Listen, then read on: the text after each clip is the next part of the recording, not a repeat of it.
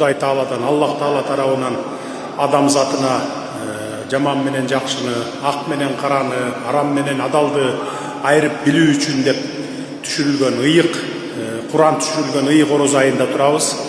Бул ороз айында ар бир мусулман орозо тутуп, анан кийин ар кандай соопчулук иштерди издейбиз. Ушу соопчулук кылайын, жакшылык кылайын бирөөгө.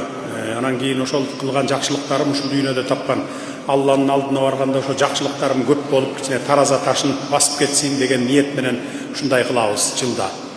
Анан кийин мен да ошол мусулмандардын катарында ошо адаттагыдай эле жылда ушул ооз ачырып, мен да бир сооп табайын деп, ушу силерге ооз ачырып коеюн деп эле келип калдым бүгүн. Бирге мына азыр намаз окуйбуз, намазыңыздар кабыл болсун. Ороз айында кармаган орозоңуздар кабыл болсун, Кудай кабыл кылсын өзү. Дуаларыңарды, тилектериңерди, жакшы тилектериңерди Кудай кабыл кылсын. Жамандыгын алыс кылсын, бербесин, жакшылыгынан чексиз бере берсин деп тилеймин. Кармаган орозоңуздар дагы бир жолу кабыл болсун. Кийинки орозого чейин сак саламатта болгула, үй бүлө бала чакаңыздар менен жакшылыкта, аманчылыкта болушуңуздарды тилеймин. Кийинки орозодо дагы бүгүн муфтий айткандай, Азирети муфтий айткандай, кийинки орозодо да аман эсен жолугушканча чейин.